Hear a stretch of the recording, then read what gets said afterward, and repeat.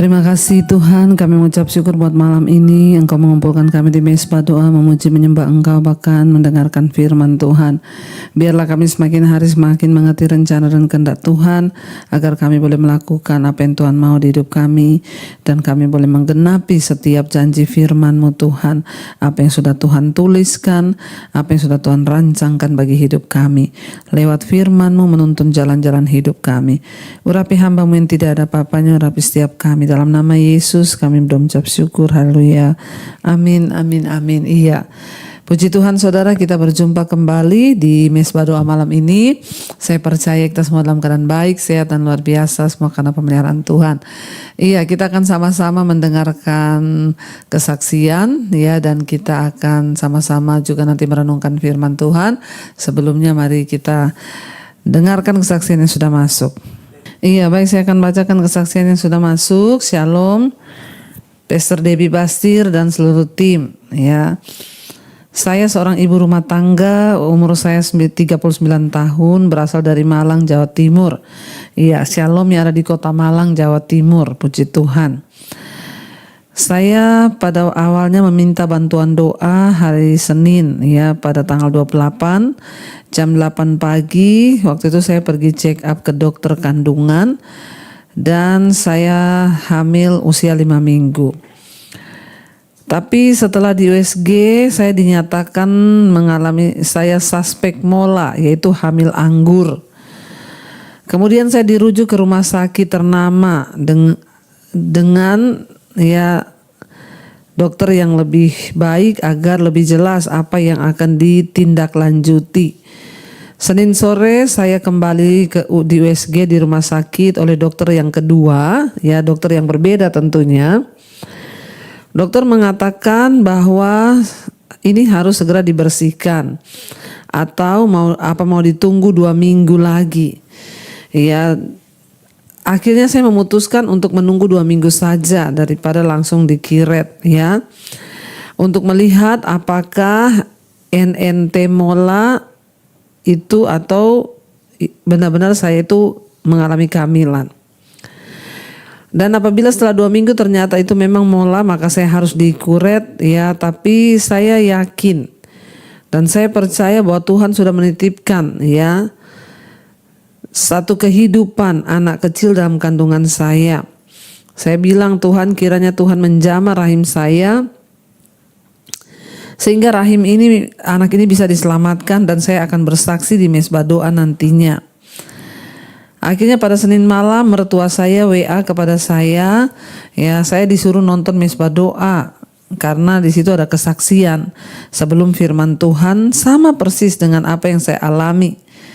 Saya ikut mezbah doa sampai selesai.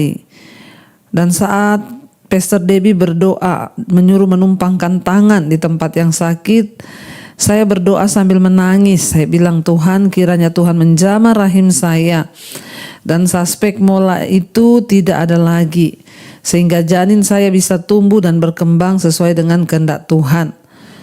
Dan terima kasih Pastor Debbie ya, puji Tuhan.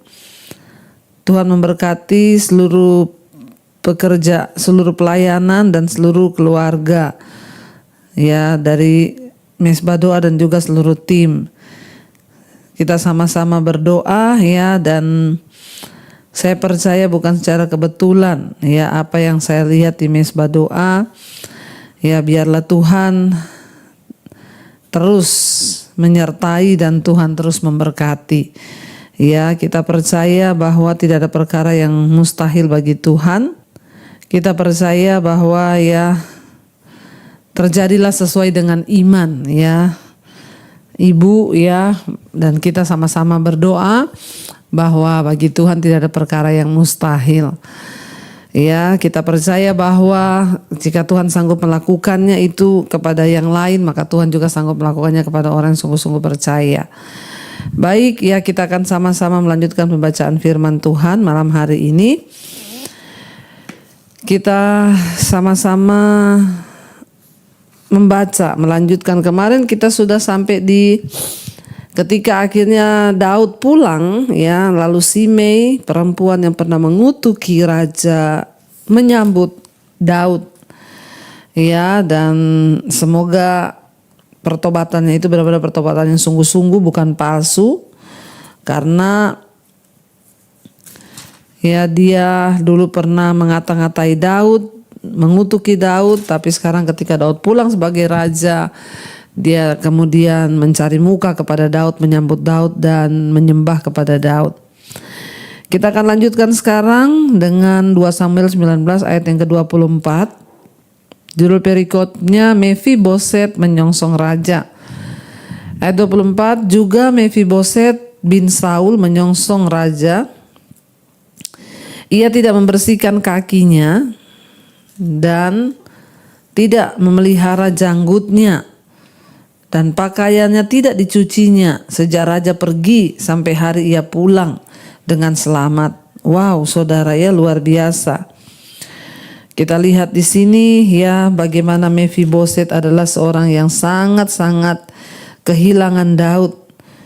Dan Daud tidak bisa yakin apakah Mefiboset dan Siba ya berada di pihak yang benar. Dan kitab suci membiarkan pertanyaan ini tidak terjawab. Tapi kita lihat ya sejak Daud pergi dari istana, dikatakan di sana Mefiboset ya tidak membersihkan kakinya dan tidak memelihara janggutnya, dan dia juga tidak mencuci pakaiannya sejak Daud pergi sampai hari dia pulang kembali ke istana dengan selamat. 25, ketika ia dari Yerusalem menyongsong raja, bertanyalah raja kepadanya, mengapa engkau tidak pergi bersama-sama dengan aku, Mefiboset?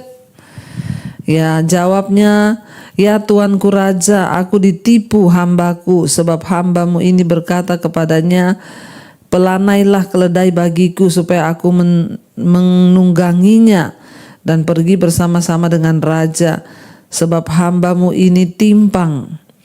Ia telah memfitnahkan hambamu ini kepada Tuanku Raja, tetapi Tuanku Raja adalah seperti malaikat Allah.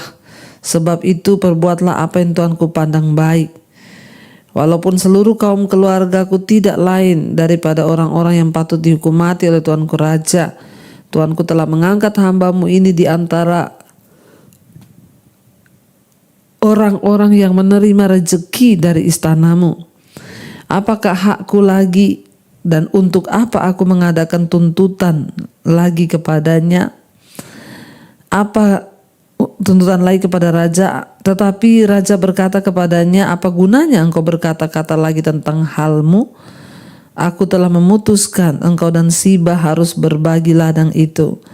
Lalu berkatalah Mefiboset kepada raja, biarlah ia mengambil semuanya, sebab tuanku raja sudah pulang dengan selamat. Jadi kita lihat di sini Daud sebenarnya meragukan, ya apakah Mefiboset itu sungguh-sungguh ya berpihak kepada Daud atau tidak. Dan memang tidak terjawab ya, sebab memang Mefiboset punya alasan yang cukup kuat, dia timpang kakinya, jadi nggak mungkin dia bisa ikut dengan raja, dan dia juga menceritakan bahwa dia ditipu oleh hambanya. Tapi ya tidak dijawab di sini mereka menipu atau tidak.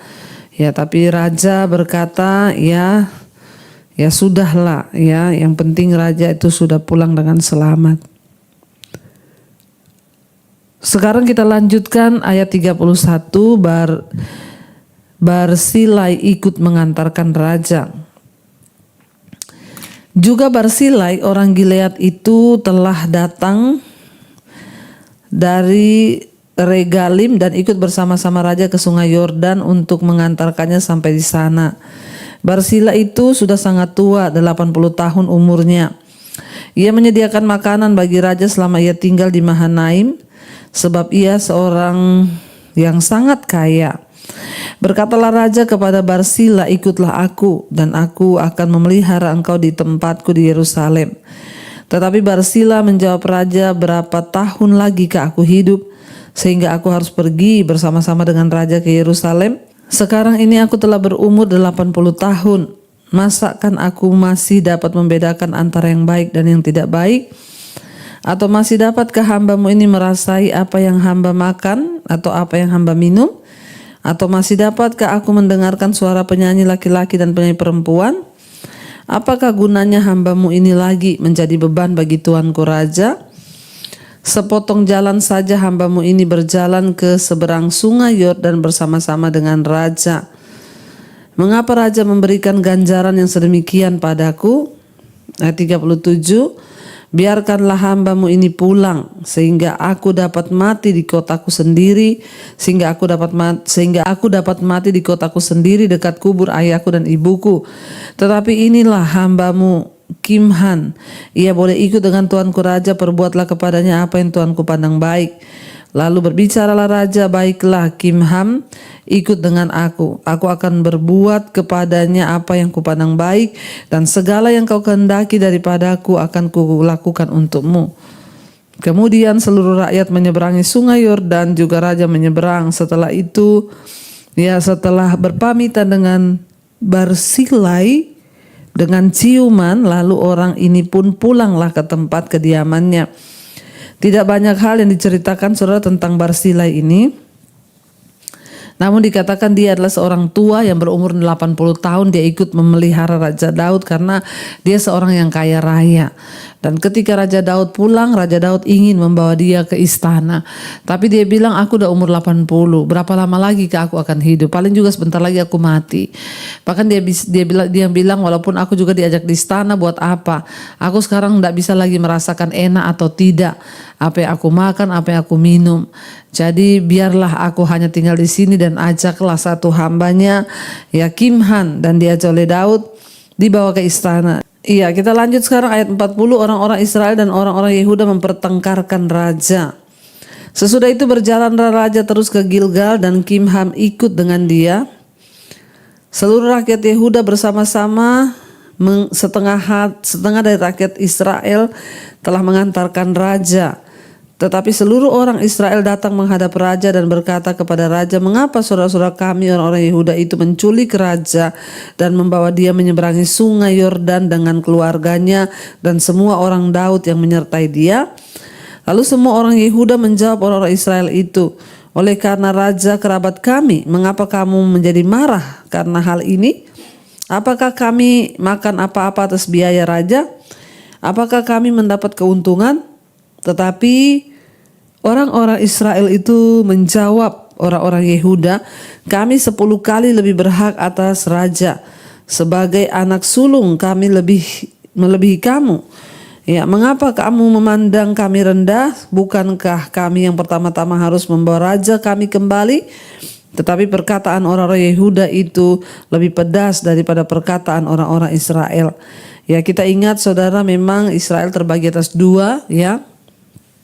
Kerajaan utara, kerajaan selatan, dan akhirnya mereka bertengkar, mana yang akan memperebutkan raja Israel, Yehuda atau Israel, dan sehingga orang-orang Yehuda berkata, kami lebih berhak, kamilah yang harus pertama-tama membawa raja kembali. Kita lanjutkan sekarang.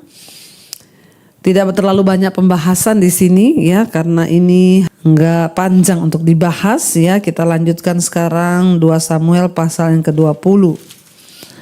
2 Samuel pasal 20, pemberontakan Seba. Kita lihat di sana, kebetulan ada di sana seorang dursila bernama Seba bin Bikri, orang Benyamin. Ia meniup sangkakala serta berkata, kita tidak memperoleh bagian daripada Daud, kita tidak memperoleh warisan dari anak Isai itu. Masing-masing ke kemahnya, hai orang Israel. Lalu semua orang Israel itu meninggalkan Daud dan mengikuti Seba bin Bikri. Sedangkan orang-orang Yehuda tetap berpaut kepada raja mereka, mengikutinya dari sungai Yordan sampai ke Yerusalem. Saudara, kita lihat di sini, ada orang di sana dikatakan dursila bernama Seba bin Bikri. Saudara, dikatakan di sana, tiba-tiba muncul seorang pemberontak yang bernama Seba ini. Walaupun Israel adalah kerajaan bersatu, tapi tetap saja kerajaan itu terdiri dari 12 suku yang terpisah-pisah. Memang satu kerajaan Israel, tapi sukunya ada 12 dan mereka terpisah-pisah. Suku-suku ini sering kesulitan untuk menyetujui tujuan-tujuan bangsa itu sebagai keseluruhan.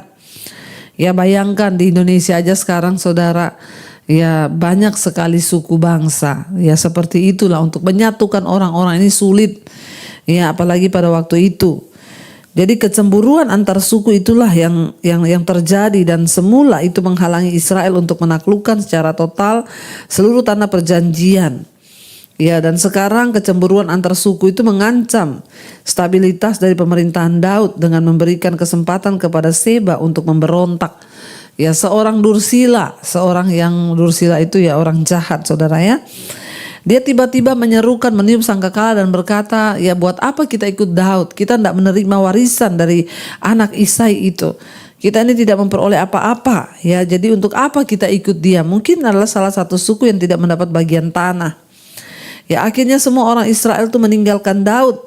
Karena kita tahu akhirnya Daud kembali ke Yehuda, dan tadi terjadi pertengkaran antara Yehuda dan Israel. Ya, dan akhirnya saudara, mereka ikut dengan Seba ini. Dan Daud berjalan terus ke Yordan sampai ke Yerusalem. Sampailah Daud ke istananya di Yerusalem, lalu raja mengambil ke-10 gundik yang ditinggalkannya untuk menunggui istana, kemudian dimasukkannya mereka dalam sebuah rumah di bawah penjagaan. Ia memelihara mereka, tetap tidak dihampirinya. Mereka tetap terasing seperti janda sampai pada hari mati mereka. Ya, jadi Daud tidak menyentuh lagi gundik-gundiknya, saudara, mungkin karena itu sudah juga dipakai oleh Absalom. Ya, jadi Daud membiarkan mereka dijaga, dipelihara sampai mereka mati. Ya, Daud tidak menyentuh lagi gundik-gundiknya itu. Ya, berkatalah raja kepada Amasa, kerahkanlah bagiku orang-orang Yehuda. Dalam 3 hari kemudian menghadaplah lagi kemari. Lalu pergilah Amasa mengerahkan orang Yehuda, tetapi ia menunda-nunda tugas itu sampai melewati waktu yang ditetapkan raja baginya. Lalu berkatalah Daud kepada Abisai, sekarang Seba bin Bikri lebih berbahaya bagi kita daripada Absalom. Jika daripada Absalom, jadi engkau bawalah orang-orang tuamu ini dan kejarlah dia supaya jangan ia mencapai kota yang berkubu, dan dengan demikian ia luput daripada kita. Lalu Yoab orang Kreti dan pasukan Pleti dan semua pahlawan keluar menyusul dia. Mereka keluar dari Yerusalem untuk mengejar Seba bin Bikri. Ya, ketika mereka sampai ke batu besar yang di Gibeon, maka Amasa sudah tiba di sana lebih dahulu daripada mereka. Adapun Yoab mengenakan pakaian perang, dan di luarnya ada ikat pinggang dengan pedang bersarung terpaut pada pinggangnya. Ketika ia tampil ke muka, terjatuhlah pedang itu. Berkatalah Yoab kepada Amasa, engkau baik-baik saudaraku. Sementara itu tangan kanan Yoab memegang janggut Amasa untuk menciumi dia. Amasa tidak awas terhadap pedang yang ada di tangan Yoab itu. Yoab menikam pedang itu ke perutnya sehingga isi perutnya tertumpah ke tanah. Ya, tidak usah dia ditikamnya 2 kali sebab ia sudah mati. Lalu Yoab dan Abisai adiknya terus mengejar Seba bin Bikri, dan seorang dari orang-orang Yoab tinggal berdiri di dekat mayat itu sambil berkata, siapa yang suka kepada Yoab dan siapa yang memihak kepada Daud, baiklah mengikuti Yoab.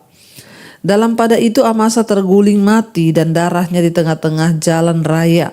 Ketika orang itu melihat bahwa seluruh rakyat berdiri menonton, maka disingkirkannya mayat Amasa dari jalan raya ke padang, lalu dihamparkannya kain di atasnya karena dilihatnya bahwa setiap orang yang datang ke sana berdiri menonton. Setelah dijauhkannya mayat itu dari jalan raya, maka semua orang itu berjalan terus mengikuti Yoab untuk mengejar Seba bin Bikri. Ya, saudara, kita lihat di sini ya, memang Yoab itu selalu melakukan ya sesuatu yang kita tahu bersama, dia mungkin juga ya sudah marah, jengkel, iri lagi kepada Amasa karena menggantikan ya kedudukannya. Sekali lagi Yoab ya melakukan kesalahan. Ya, Yoab tidak dihukum setelah melakukan pembunuhan, sama seperti ketika dia membunuh Abner. Akan tetapi dia memang hanya diturunkan pangkat oleh Daud. Ya, pada akhirnya keadilan mengejarnya. Mungkin tampaknya dosa dan pengkhianatan seringkali tidak dihukum, tetapi keadilan Allah tidak terbatas pada upah-upah dalam kehidupan. Walaupun seandainya Yoab mati pada usia tua, namun dia akan tetap harus menghadapi hari penghakiman. Ya, Yoab terus melakukan yang salah, disuruh mengejar Seba, malah dia bunuh Amasa, adalah orang prajurit yang diangkat Daud yang menggantikan dia.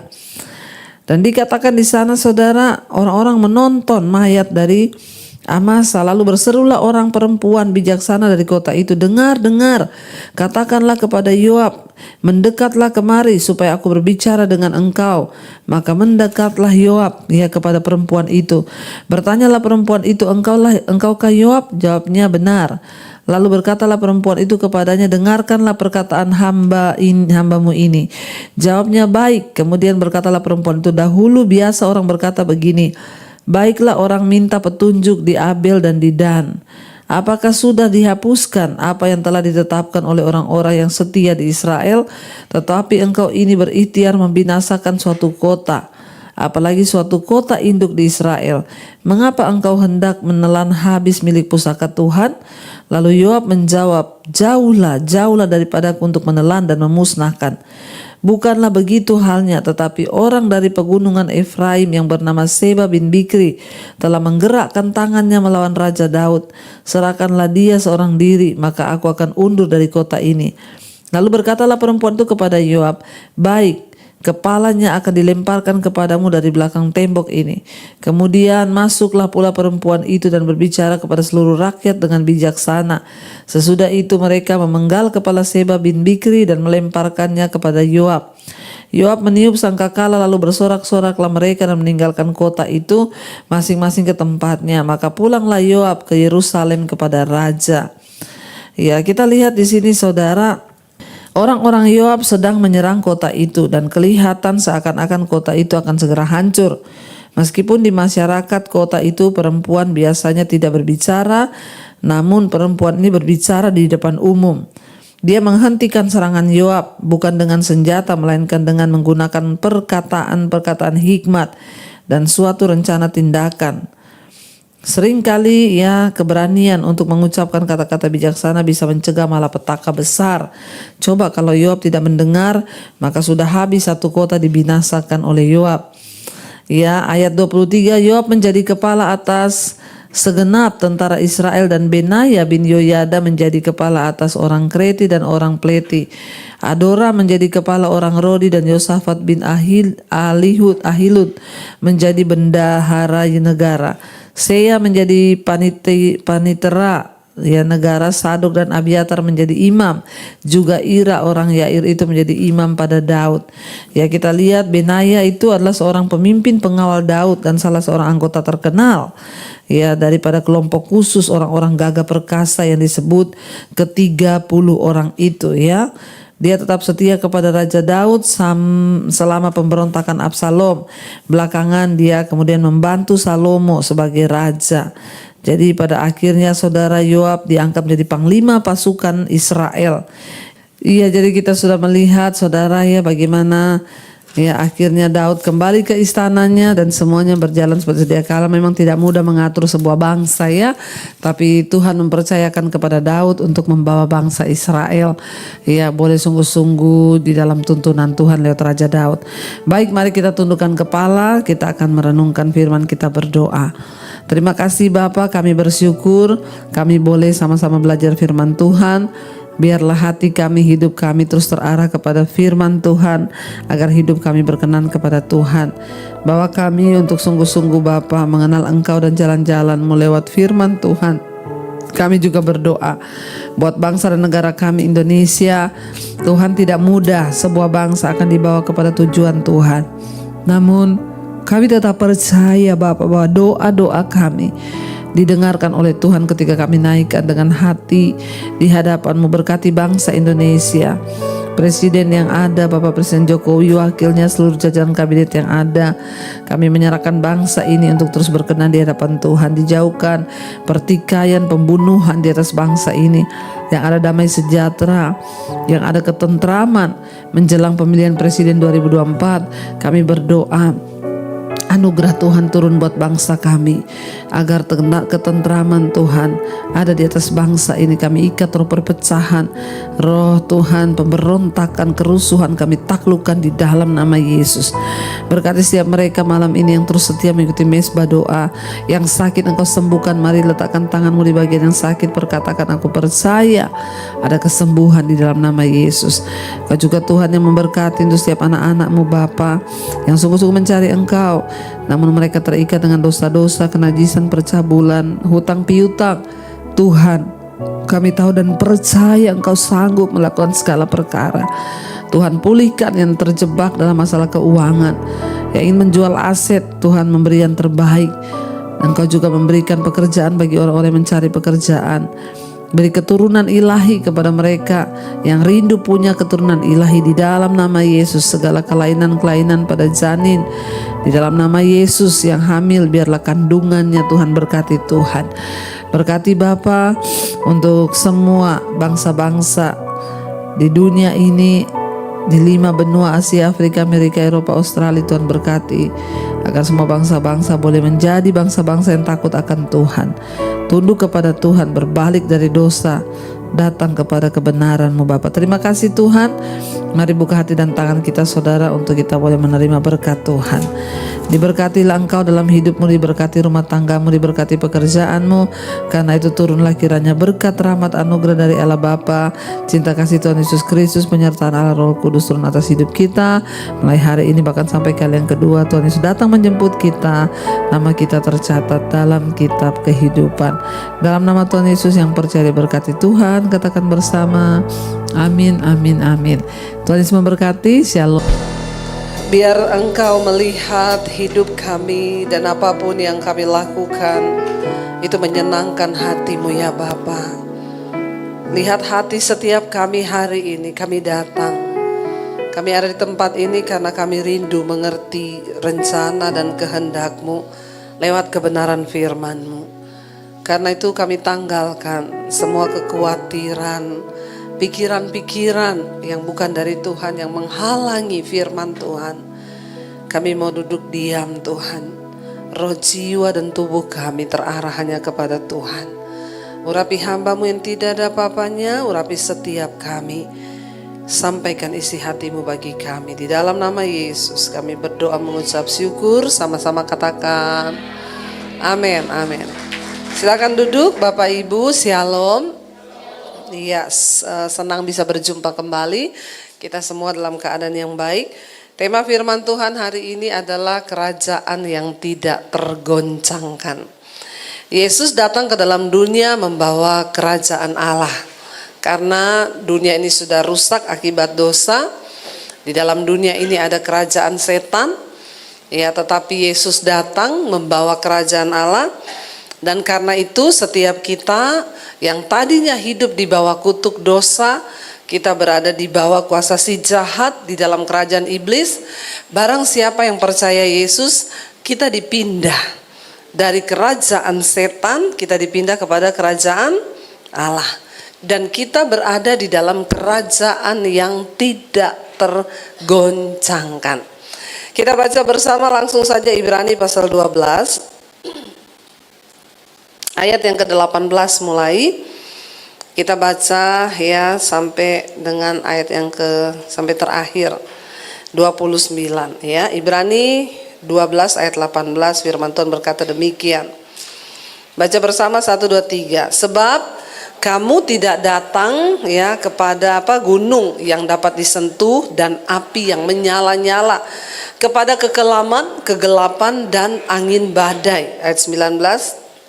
Kepada bunyi sangkakala dan bunyi suara yang membuat mereka yang mendengarnya memohon supaya jangan lagi berbicara kepada mereka. 20. Sebab mereka tidak tahan mendengar perintah ini, bahkan jika binatang pun yang menyentuh gunung ia harus dilempari dengan batu. 21.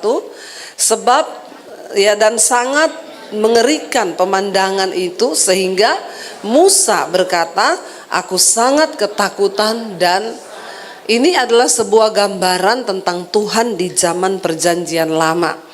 Tuhan Allah di zaman perjanjian lama tidak menampakkan diri di dalam satu bentuk. tapi dia menyatakan diri dalam angin, badai, di dalam api. Dan dikatakan di sana bahkan Musa berkata, aku sangat ketakutan dan sangat gemetar. Pada zaman perjanjian lama, setiap orang yang dijumpai Tuhan itu pasti akan merasa takut. Tuhan berkata kepada Musa, tanggalkan kasutmu, engkau saja datang menghadap aku di gunung. Jangan sampai ada seorang pun dari umat Israel yang ikut, karena sudah pasti mereka akan mati. Di dalam kekudusan Tuhan tidak ada seorang pun yang bisa bertahan. Di zaman perjanjian lama, Tuhan tidak menyatakan dirinya dalam bentuk rupa, tetapi dalam angin, badai, api, dan semua orang ketakutan. Dan ayat ini berkata, sekarang ini kita tidak lagi datang kepada gunung, kepada api yang menghanguskan. Ya, bahkan pemandangan itu sangat mengerikan, sehingga Musa berkata, aku sangat ketakutan dan sangat gemetar. Ya, kita tidak lagi datang kepada Allah yang demikian. Tetapi dikatakan ayat 22 kita baca bersama, tetapi kamu sudah datang kemana?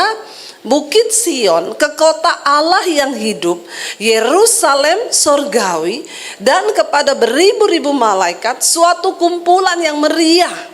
Lalu ayat 22 berkata 23, dan kepada jemaat anak-anak sulung yang namanya terdaftar di sorga, dan kepada Allah yang menghakimi semua orang, dan kepada roh-roh orang-orang benar yang telah menjadi sempurna 24, dan kepada siapa? Yesus pengantara perjanjian baru, dan kepada darah pemercikan yang berbicara lebih kuat daripada darah Habel. Hari ini kita tidak lagi datang di gunung mencari Allah, tetapi kita datang kepada siapa? Yesus. Yesus adalah siapa? Pengantara perjanjian baru. Kita harus percaya bahwa Yesus adalah juru selamat. Saudara, kenapa di dalam perjanjian lama Tuhan tidak menampakkan diri dalam bentuk rupa? Karena Tuhan tidak mau bangsa Israel itu membuat patung yang serupa dengan dia lalu disembah. Ketika Musa naik ke atas gunung, bangsa Israel di bawah, mereka bingung, mereka kumpulin emas-emasnya, cincinnya, antingnya, lalu mereka bikin patung, dan patung itu disembah. Makanya Tuhan hanya menampakkan diri pada zaman dulu dalam bentuk api, badai, angin. Nggak bisa ditiru oleh bangsa Israel. Tetapi Tuhan itu melihat manusia itu memang butuh figur untuk dapat diikuti. Kalau mereka cuma ikut angin, ikut api, sesat terus bangsa itu. Sehingga Allah berinisiatif untuk turun ke dalam dunia dalam rupa manusia. Makanya dikatakan kita sekarang ini datang kepada Yesus. Siapa Yesus? Pengantara perjanjian baru. Kita bersyukur hidup di masa perjanjian baru, di mana semua digenapi di dalam Kristus perjanjian lama itu. Kalau kita masih hidup di perjanjian lama sekarang ini, berat nggak Bapak Ibu? Berat. Makanya kita harus percaya bahwa Yesus adalah juru selamat. Dia adalah Allah yang turun menjadi manusia. Ya, saya tuh sudah melihat nama Yesus itu nama yang berkuasa. Jadi terlalu kasihan kalau ada orang yang tidak percaya bahwa Yesus adalah juru selamat. Tidak percaya bahwa nama Yesus nama yang berkuasa. Saya kemarin waktu ke Semarang, saya pergi lihat sekolah Alkitab yang dibangun. Saya ketemu dengan seorang jemaat mesbah doa, suami istri datang ke sekolah saya. Mereka berkata, kita tahu ibu mau ke sini, kita datang. Bu, kita ini mau bersaksi. Lalu dia cerita, mereka banyak bertumbuh lewat mesbah doa, setiap malam mesbah syukur. Dia bilang, bu, istri saya ini dulu Kristen, nikah sama saya, ikut agama saya. Saya ini suhu bu, saya ini guru di kepercayaan saya bisa panggil roh, arwah-arwah. Saya bisa panggil setan, saya bisa panggil dewa-dewa saya. Nah, ketika istri saya menikah, dia ikut dengan saya. Cuma bu, saya itu ya bingung, tiba-tiba tiba-tiba berapa bulan lalu itu istri saya ini sakit. Sakitnya itu ketakutan. Nggak bisa tidur, nggak makan. Pokoknya dia matanya buka terus. Dia ketakutan. Kadang dia lihat setan. Dia dibawa ke dokter. Dokter nggak dapat sakitnya. Lalu akhirnya kan karena nggak tidur-tidur, asam lambung segala macam. Dokter tuh bilang sebenarnya ibu ini nggak sakit loh. Tapi kenapa ibu ini bisa seperti ini? Suaminya bingung. Akhirnya suaminya bilang, saya sudah panggil dewa-dewa saya panggil roh-roh, saya bawa dia ke suhu saya yang lebih tinggi ilmunya, tapi nggak bisa sembuh, Bu. Malah yang terakhir ibu tahu, si istri saya ini nggak tidur-tidur, dan plus sudah nggak tidur setiap malam, suaminya disuruh elus-elus punggungnya. Kalau suaminya lepas tangannya, istrinya itu manifest, ketakutan. Jadi suaminya ngantuk, pengen tidur, nggak bisa tidur, harus nemeni istri yang nggak tidur, dan harus plus elus-elus punggungnya. Saya mau tanya di sini, ada bapak-bapak yang mau elus-elus istrinya jam 2 malam sampai pagi? Ya, nggak ada kan bapak-bapak? Yang ada emosi kan, marah kan? Istri sakit 1-2 jam aja udah jengkel nih bapak-bapak. Yang di sana bukan bapak-bapak yang di sini. Bapak-bapak di sini semua luar biasa. Ya, suami idola. Amin. Bilang amin buat dirimu sendiri ya. Tapi itu bapak, dia bilang saya stres, Bu. Bayangkan jam 1 malam sampai jam 5 pagi saya harus elus-elus terus punggungnya, Bu. Ya lama-lama bukan cuma dia yang sakit, saya juga stres. Mau ke toilet minta ditemenin karena dia ketakutan. Dia bilang lihat bayangan, lihat apa. Akhirnya suaminya ini udah hopeless, sudah nggak tahu mau bagaimana. Dia ingat istriku ini kan dulu Kristen. Ya, cobalah saya bawa ke Tuhannya. Lalu dia punya teman pendeta di satu gereja, ditelepon. Kamu bisa nggak? Ini istri saya di rumah sakit. Ya, ini benar-benar udah parah lagi. Kamu bisa nggak datang? Apa kek, mau doa atau mau apa terserah. Pokoknya sembuhkanlah istri saya ini. Lalu datanglah pendeta ini sama istrinya datang ke rumah sakit. Lalu ditanya, ya kamu mau percaya nggak sama Tuhan Yesus, nama yang berkuasa? Lalu ya istrinya, ya karena memang juga sudah hopeless, ngomong ya saya percaya. Didoakan, begitu didoakan, dia bilang dia rasa ya ada satu roh yang keluar dari dalam dirinya. Sejak saat itu dia dimerdekakan. Dia bilang saya juga nonton semua khotbah ibu tiap malam. Ya akhirnya berat badannya naik, sekarang sembuh total.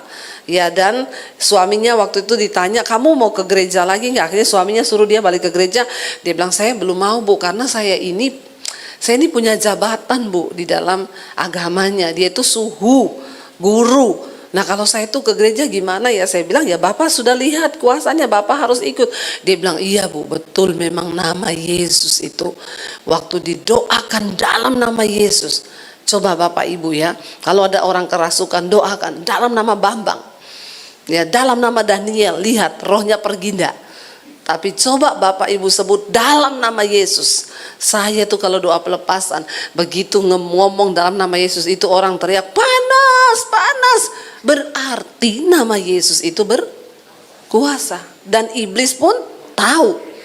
Apalagi kalau kita menyebutnya dengan iman percaya. Kita sekarang sudah datang kepada Yesus. Dia pengantara perjanjian baru. Jangan ada seorang pun yang menyangkal Yesus juru selamat, dia Tuhan. Dan dia adalah memang Allah yang menjelma menjadi manusia. Lalu dikatakan ayat yang ke-25 di sana, kita baca bersama, jagalah supaya apa? Kamu jangan menolak dia. Jaga saudara. Hari-hari ini banyak pengajaran-pengajaran yang tanpa disadari ya membuat iman kita bergeser. Oh ya, Yesus itu cuma manusia biasa. Ya dia nggak ada apa-apanya sama Adam, itu sama aja. Hati-hati Bapak Ibu, Yesus adalah Tuhan juru selamat yang harus kita percaya dan jagalah. Kalau firman ini mengingatkan jaga supaya jangan ada yang menolak dia, berarti Alkitab sudah tahu bahwa di akhir zaman akan ada orang-orang yang menolak dia. Nama yang berkuasa itu. Jangan sampai kita menolak dia. Sebab jikalau mereka yang menolak dia yang menyampaikan firman Allah di bumi tidak luput, apalagi jika kita berpaling dari dia yang berbicara dari Sorga, dikatakan di sini kita menolak firman yang disampaikan di bumi aja. Saudara menolak pemberitaan firman Tuhan oleh hamba Tuhan. Itu saja dikatakan ya hati-hati loh. Walau sejelek apapun pendeta itu, kalau dia menyampaikan firman dan firman itu benar, terima firman itu. Jangan kau tolak, karena orang yang menolak firman itu bahaya, asal firman yang benar. Apalagi kalau kita menolak Tuhan yang berfirman, ya. Hati-hati, ayat 26 berkata begini, saudara. Waktu itu, baca bersama, waktu itu suaranya menggoncangkan bumi. Tetapi sekarang ia memberikan janji, satu kali lagi aku akan menggoncangkan bukan hanya bumi saja, melainkan langit juga. Jadi Bapak Ibu, banyak orang ketakutan bumi mau digoncangkan. Kiamat akan datang, bumi ini akan meledak dalam ledakan yang luar biasa. Sehingga banyak ahli-ahli ya antariksa yang mulai mencari ilmu pengetahuan. Ada kehidupan di Mars, ada kehidupan di bulan. Tomat bisa berbuah, berarti manusia juga bisa hidup di sana. Ada oksigen, ada nitrogen, yang bagaimanapun itu mereka bilang bisa. Jadi kalau kiamat datang, bumi hancur, maka kita bisa pindah. Ya kalau saudara mau silakan, mumpung belum di kafling sama Podomoro. Ya masih bisa cari tempat di sana kafling sendiri. Ya ada orang-orang yang aneh berpikir yang akan meledak ini akan hancur bumi. Mereka lupa ayat ini berkata apa? Bukan hanya bumi saja, melainkan langit juga. Berarti semua yang ada di unsur-unsur langit cakrawala akan hancur secara demikian. Ya di ayat yang lain dikatakan ya bumi akan hancur dalam nyala api yang dahsyat. Bahkan unsur-unsur dunia semua dalam cakrawala planet apa semua akan hancur. Karena kita tahu bahwa semua akan hancur secara demikian, Alkitab bilang betapa suci dan salehnya kita harus hidup. Tidak main-main. Lalu dikatakan ayat yang ke-27, ungkapan satu kali lagi ada tanda seru, itu menunjuk kepada perubahan pada apa yang dapat digoncangkan, karena ia dijadikan supaya tinggal tetap apa yang tidak tergoncangkan. Saudara, Tuhan pernah berjanji satu kali lagi dia akan menggoncang.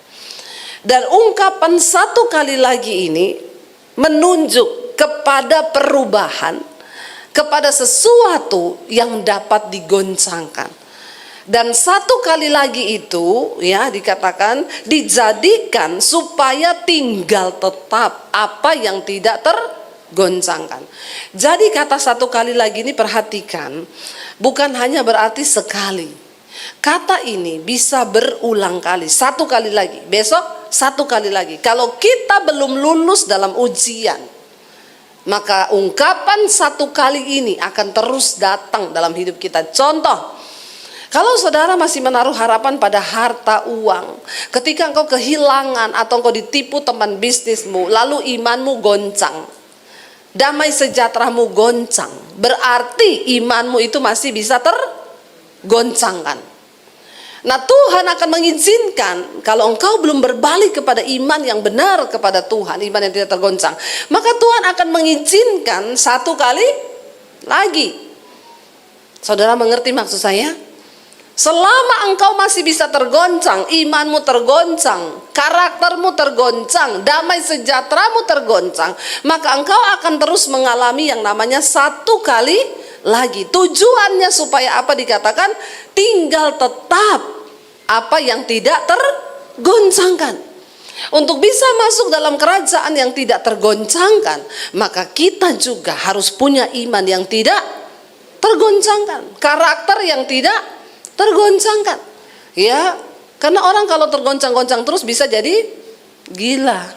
Di sorga tidak ada orang gila. Di sorga orang yang karakternya stabil, ya imannya stabil, tidak mudah digoncang. Makanya Tuhan izinkan dalam hidup kita ini datang masalah, pencobaan, tekanan, ujian. Satu tujuannya supaya kita ini memiliki karakter, memiliki iman yang tidak tergoncang. Contoh, ada orang damai sejahteranya itu tergantung kalau semuanya baik. Kalau suamiku baik, keluargaku baik, ya aku damai. Tapi ketika keluarganya tidak baik, ininya tidak baik, dia nggak damai. Itu artinya engkau masih tergoncangkan. Ada orang-orang dia bisa mengasihi mertuanya, iparnya kalau mereka juga berbuat baik. Tapi kalau dia nggak berbuat baik, saya juga nggak mau. Buat apa? Itu namanya engkau masih tergoncangkan, belum tinggal di dalam kebenaran yang tidak tergoncangkan. Ada orang-orang ketika mereka miskin, mereka imannya tidak tergoncang kepada Tuhan. Dalam susah dia menangis, Tuhan, apapun keadaan kami Tuhan, kami tetap mengasihi Engkau sekalipun kami miskin. Lalu dia diberkati Tuhan. Ketika diberkati, tergoncang imannya, tidak pelayanan lagi. Hidupnya berubah. Ini namanya kita masih tergoncang. Nah, Tuhan akan kembalikan lagi engkau. Oh, ini belum siap. Makanya ada orang-orang yang memang belum siap diberkati, saudara. Jangan engkau bertanya kenapa dia bisa diberkati, ada yang tidak ya. Karena untuk diberkati pun perlu mental, perlu karakter yang benar-benar siap. Ada orang datang ke saya, Bu, suami saya waktu masih miskin dulu, kami rajin berdoa, mesbah doa. Ya, tapi ketika sekarang dia diberkati, selingkuh, Bu. Punya uang banyak, sekarang selingkuh. Ya kalau gitu ibu doa lagi biar miskin lagi, amin. Loh iya toh, mending gitu kan. Daripada kaya selingkuh, mending miskin takut Tuhan. Itu kan yang benar. Ya, tapi makanya hidup ini saudara, sebenarnya bukan soal kaya atau miskin, bukan soal kita punya uang atau tidak, bukan soal kita sehat atau sakit. Tuhan mau kita punya sesuatu yang tidak tergoncang. Waktu saya masih susah dulu, bagi saya memberi uang kepada orang 50.000 itu udah gede. Ya, bahkan kadang saya tinggal punya uang segitu, disuruh Tuhan nabur segitu, saya berani karena mungkin ukurannya masih kecil. Tapi ketika sekarang kita diberkati Tuhan, ya, jangankan bilang 50.000, ya, 50-100.000 tuh, ya, kita nabur lah buat tukang toilet di mall, ya. Saya bersaksi ini benar Bapak Ibu. Engkau tidak akan miskin dengan engkau menabur. Tidak akan miskin kalau engkau punya berkat berlebih, bagi. Ya, saya pernah kasih tukang toilet 1 kali 100.000, dia sampai sujud nangis loh. Ya Allah, ibu kok banyak banget 100.000 loh. Buat saudara 100.000 itu kadang buat apa? Buat beli kopi sama roti di Starbucks. Tapi kadang bagi orang-orang tertentu ketika engkau ngasih dia 100.000, dia nangis tersungkur karena mungkin hari itu susu anaknya habis. Kita nggak pernah tahu. Ya, belajarlah saudara. Nah, ketika kami diberkati saudara, saya cuma bilang Tuhan, jangan sampai kami ini tergoncang loh. Ketika kami sudah terima berkat, lalu kami berubah tidak seperti dulu. Jadi kami terus menguji saudara. Ya, kalau saudara bisa lihat saya pakai barang mahal, saya pakai sepatu ini dikasih orang. Kalau nggak dikasih nggak saya pakai, saya beli. Ya, buat apa beli mahal-mahal begitu? Buat saya sayang, saya bisa nggak bisa beli 10 bisa. Tapi uang itu akan lebih berarti ketika kita kasih di tempat yang memang membutuhkan. Ya. 15 juta daripada buat beli sepatu, buat semen, bangun pastori di desa itu sudah berarti sekali. Ya, pasang keramik, ya, pasang ini itu sudah berarti. Satu kali saya itu mendengar suara Tuhan. Ya, saya lupa nggak tahu saya sudah pernah saksikan di sini apa belum. Ya, beberapa ini barusan. Tiba-tiba Tuhan tuh suruh saya memberkati kasih mobil seorang hamba Tuhan. Ya, Tuhan itu bicara sama saya. Kamu harus berkati hamba Tuhan itu, kamu kasih dia mobil. Mobilnya apa? Mobilnya sesuai dengan punyanya wakil gembalanya. Wakil gembalanya beli mobil baru karena istrinya dokter. Dia beli mobil baru yang harganya 425 juta. Terus Tuhan tuh ngomong sama saya, kamu harus kasih dia mobil. Respon saya waktu mendengar itu apa saudara? Saya tengking dalam nama Yesus, setan ini. Iya enggak? Kita manusia, saya juga manusia. Enggak, ini pasti suara hatiku. Saya tidak mau dengar. Saya bergumul saudara. Itu suara datang terus di hati saya. Saya tengking terus datang. Berulang kali saya tengking. Ya makanya banyak orang Kristen datang sama saya. Bu, saya pengen dengar suara Tuhan. Gimana caranya? Saya bilang, kamu siap dengar suara Tuhan? Tidak enak loh. Kamu pikir enak dengar suara Tuhan? Dengar suara Tuhan tuh tidak enak. Sering kali ada hal-hal yang bertentangan dengan daging kita, dengan kenyamanan kita. Tapi sering kali itu yang Tuhan goncang. Ya, saya tahan saudara. Berhari-hari, berbulan-bulan. Saya nggak kuat lagi dengan suara itu. Itu yang Rasul Paulus bilang, kita ini tawanan roh. Ya, saya nih kalau suruh menabur pembangunan di gereja desa-desa, ya transfer 50 juta, 100 juta, nggak terasa lah transfer satu gereja karena nggak langsung. Tapi ini 425 juta keluar langsung untuk satu orang. Wah, ini saya mikir, saya tengking itu suara. Tapi Tuhan bicara terus, lalu saya bilang gini, Tuhan, firman-Mu berkata, istri itu tunduk kepada suami. Jadi saya akan uji, saya akan tanya kepada suami. Suami saya ini agak pelit, bukan pelit ya, perhitungan. Bahasa halusnya, bapak-bapak itu biasa lebih perhitungan daripada istri, ya enggak? Ya karena otak kirinya jalan, bapak-bapak itu kalkulatornya lebih jalan. Ya beda sama perempuan yang hanya pakai feeling kadang-kadang. Saya bilang, Tuhan, suami saya ini kan perhitungan. Tapi kan Tuhan gak pernah salah toh. Firman-Mu berkata, istri itu tunduk sama suami. Jadi saya akan ngomong ke suami. Kalau suami saya setuju, ya saya lakukan. Kalau tidak, ya berarti tidak Tuhan.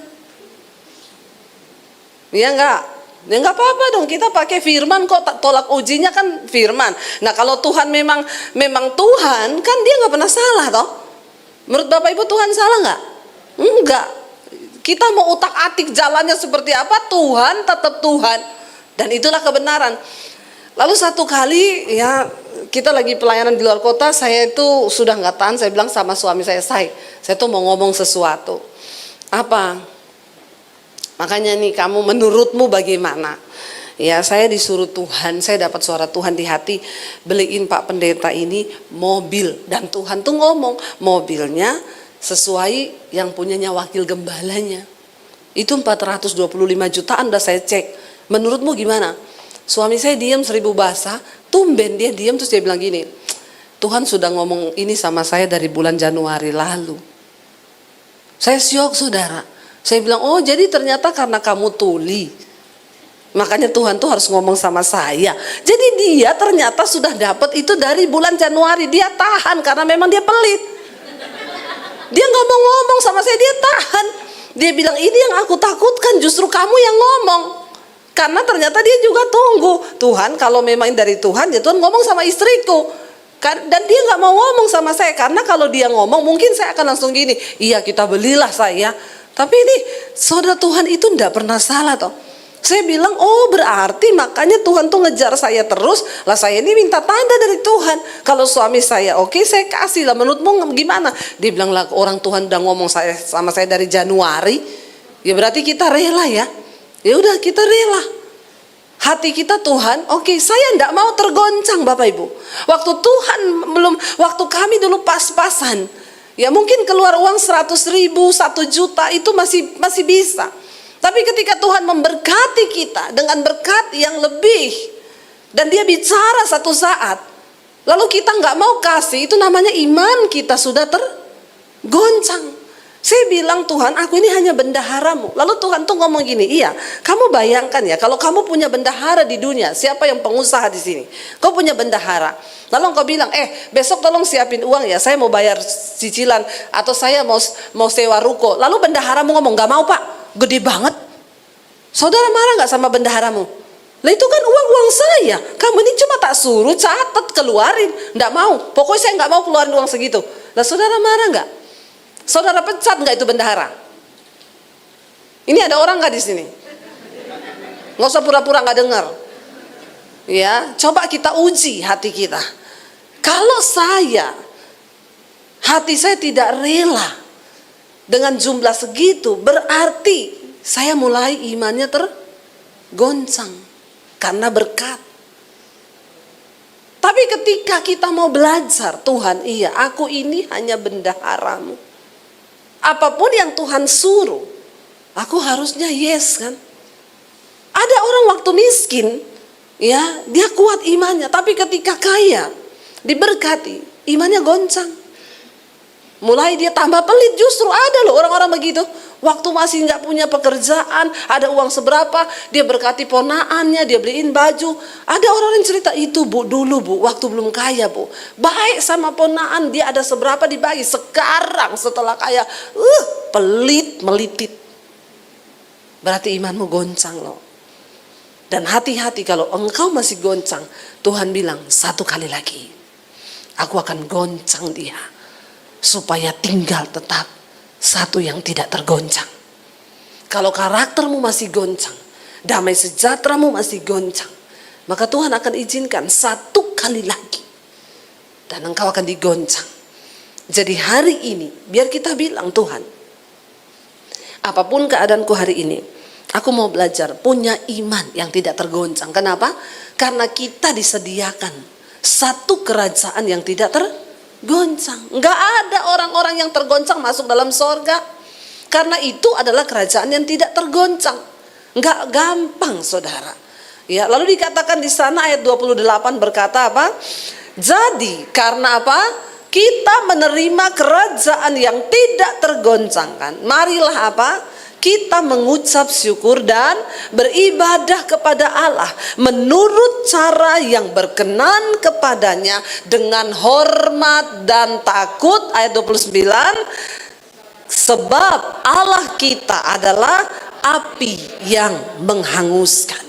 Memang zaman sekarang Tuhan sudah tidak muncul dalam bentuk api yang menghanguskan, tetapi engkau tidak bisa mengurangi standar Tuhan, yaitu kekudusan. Orang-orang yang tidak berdiri dalam kekudusan, satu saat nanti Allah kita akan menjadi api yang menghanguskan ketika dia datang kali yang kedua dengan penghakiman. Ingat saudara, Yesus datang yang pertama membawa kasih untuk menyelamatkan. Dia datang bawa anugerah, tapi dia akan datang kali yang kedua membawa penghakiman. Kali yang kedua Yesus datang akan sebagai hakim. Karena itu hati-hati, ayo kita beribadah dengan cara yang berkenan kepada Tuhan. Ya, jangan cuma ikuti ajaran pendeta, tapi yang sesuai dengan firman Tuhan. Karena sekarang banyak pengajaran-pengajaran yang tidak sesuai. Ya, masih ada yang berkata, saudara saya mau ke Israel, saudara boleh titip permohonan doa, taruh di amplop, jangan lupa kasih $200 ya. Saudara pikir dengan doamu didoakan di Israel terus Tuhan itu berkenan atas hidupmu?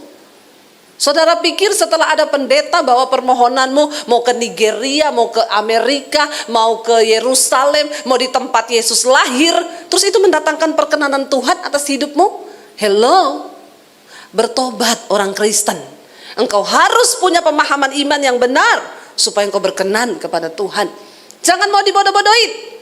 Ya, enggak usah titip-titip doa. Ada peserta tanya sama saya, Ibu Debbie kan ke Israel bolak-balik.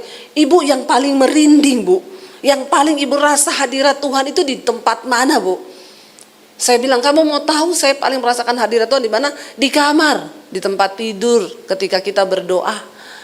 Yesus berkata, ada saatnya dia bilang sama perempuan Samaria, nenek moyangmu mencari Allah di gunung, kalian menyembah di gunung. Memang dari zaman perjanjian Allah, dari zaman perjanjian lama Allah selalu menampakkan diri di gunung Musa. Tetapi ketika zaman perjanjian baru Yesus bilang, kami mencari Allah di Yerusalem karena ada bait Allah di sana. Tapi Yesus bilang kepada perempuan Samaria itu, tapi ada saatnya dan akan datang waktunya, orang tidak lagi akan mencari Allah di gunung atau di Yerusalem, tetapi orang akan menyembah Tuhan di dalam roh dan kebenaran. Bilang amin. Jadi jangan kau pergi cari Tuhan di Yerusalem. Ya, kalau kita datang ke sana buat apa? Kita wisata rohani. Kita mengenang Yesus pernah datang di situ. Yesus pernah lahir di sini. Yesus pernah mati di situ. Ya, tapi nggak usah merinding-merinding. Amin. Ya, karena Yesus bilang, kalau engkau mau berdoa ketemu Bapamu di tempat yang tersembunyi, maka masuklah ke dalam kamarmu, tutuplah pintu. Sebab Bapamu ada di tempat yang tersembunyi, maka engkau yang berdoa di tempat yang tersembunyi, engkaulah yang akan dijawab oleh Bapa yang ada di tempat yang tersembunyi. Enggak perlu engkau dengar-dengarkan orang, engkau berdoa. Kalau engkau berpuasa, minyaki rambutmu, cuci mukamu supaya orang tidak tahu kalau engkau lagi puasa. Nggak usah bikin status di Instagram, puji Tuhan hari ini puasa. Udah hilang upahmu. Ya, makanya Bapak Ibu, ayo kita ini ya beribadah kepada Tuhan dengan hormat dan takut.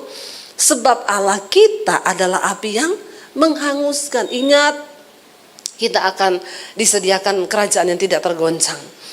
Bisa masuk ke dalam kerajaan itu tidak mudah. Ada harga yang harus dibayar.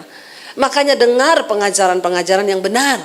Ya, ada yang hamba Tuhan berkata, Yesus adalah sahabat orang berdosa. Titik. Semua orang berdosa, yang homo, yang lesbi, yang pelakor. Amin, amin, amin. Saya bilang jangan lupa ditambahin, Yesus sahabat orang berdosa yang mau bertobat. Amin. Jangan dipenggal di situ tok. Makanya yang homo tetap homo, lesbi tetap lesbi, pelakor tetap pelakor. Karena dia bilang kan Yesus sahabat orang berdosa. Jadi aku dosa terus supaya jadi sahabatnya pret. Hati-hati Bapak Ibu. Sekarang ini banyak pengajaran yang hanya menyenangkan telinga. Tapi dengan jelas ayat ini berkata Allah kita adalah api yang menghanguskan. Karena itu engkau perlu beribadah kepada Dia dengan takut dan hormat. Hormati Tuhan. Sejauh mana hidupmu itu tergantung dari bagaimana cara engkau menghormati Tuhan. Mari kita bangkit berdiri bersama. Kita mau bilang di hadapan Tuhan, kalau ku hidup bagimu Tuhan. Dunia tidak akan bisa menggoncangkan. Apapun tidak akan bisa mengganti iman kami kepada Tuhan. Kami mau menjadi orang-orang yang punya iman yang tidak tergoncang. Menjadi orang-orang yang punya karakter yang tidak tergoncang. Karena kami sedang dipersiapkan untuk masuk ke dalam kerajaan yang tidak tergoncang. Angkat tanganmu, katakan. Katakan bersama pujian ini. Kalau ku hidup bagimu. Kalau ku hidup bagimu, hatiku tetap menyembahmu Tuhan. Dunia tak akan pernah bisa menjauhkanku dari kasih-Mu Tuhan. Selama ku hidup, kami mau hidup bagimu Yesus. Mataku tetap memandang Engkau. Dunia tak akan bisa menjauhkan kami dari kasih-Mu Tuhan. Lebih lagi angkat tanganmu di hadapan Tuhan. Saudara, apa yang sedang tergoncang dalam hidupmu hari ini? Mungkin ekonomi, kesehatan, pekerjaanmu. Tuhan berkata, satu kali lagi aku akan menggoncang, supaya tinggal tetap sesuatu yang tidak tergoncang. Jangan biarkan apapun menggoncang iman kita. Jangan biarkan apapun menggoncang karakter kita di dalam Tuhan. Kalau hari ini engkau diberkati dengan berkat, bilang Tuhan aku tidak mau berkat ini menggoncang imanku. Jadikan kami bendaharanya Tuhan. Kalau hari ini pun kami sedang dalam keadaan susah, mungkin tidak berlimpah, tapi kami mau tetap punya iman yang tidak tergoncang. Bahkan hari ini kalau kami sedang dijahatin, difitnah oleh saudara, oleh ipar, oleh siapapun, kami tahu Tuhan sedang menggoncangkan sesuatu di hidup kami supaya kami punya karakter yang tidak tergoncang. Uji kami Tuhan, uji kami, persiapkan kami untuk memasuki satu kerajaan yang tidak tergoncang. Ajar kami beribadah kepada Tuhan dengan cara yang berkenan, dengan hormat dan takut akan Tuhan. Kami mau buang semua dosa, semua hal-hal yang dapat membuat kami tidak berkenan kepada Tuhan. Sebab kami tahu tidak mudah untuk masuk dalam kerajaan yang tidak tergoncang. kami harus punya iman yang tidak tergoncang. Hamba berdoa buat setiap anak-anakmu yang hadir hari ini. Tuhan berkati, beri kekuatan kepada mereka. Apapun yang sedang mereka jalani Tuhan, biar mereka punya iman yang tidak tergoncang. Tuhan segala-galanya di hidup kami. Kami melepaskan berkat bagi bangsa dan negara kami Indonesia, biar Indonesia tidak tergoncang Tuhan. Di tahun-tahun pemilu ini, damai sejahtera-Mu, segala roh kerusuhan, pertikaian kami tolak, patahkan, hancurkan di dalam nama Yesus. Tuhan penjaga atas bangsa ini, karena jika bukan Tuhan yang mengawal sebuah kota, sia-sialah usaha para penjaga. Tuhan yang mendatangkan kedamaian. Terima kasih Bapa, berkati gereja-Mu di tempat ini. Tuhan terus memakai gereja-Mu menjadi sarana penuaian jiwa-jiwa lewat media, lewat online, onsite. Tuhan, biarlah gereja-Mu ini dipakai Tuhan. Bapak Abraham Konrad Supit, keluarga besar, Tuhan memberkati. Terus beri kesehatan, kekuatan. Bahkan semua pengerja yang sudah terlibat dalam pelayanan hari ini, Tuhan memberkati. Seluruh jemaat Tuhan juga Tuhan memberkati. Mari buka hati dan tanganmu saudara. Karena itu terimalah kiranya berkat, rahmat, anugerah dari Allah Bapa, cinta kasih Tuhan Yesus Kristus, bahkan penyertaan Allah Roh Kudus melimpah atas hidup kita mulai hari ini, bahkan sampai kali yang kedua Tuhan Yesus datang kembali menjemput kita. Nama kita tercatat di dalam kitab kehidupan. Di dalam nama Tuhan Yesus yang percaya diberkati Tuhan, katakan bersama, amin, amin. Tuhan Yesus memberkati. Silakan duduk. Puji nama Tuhan, ibadah kita pada siang hari ini telah selesai.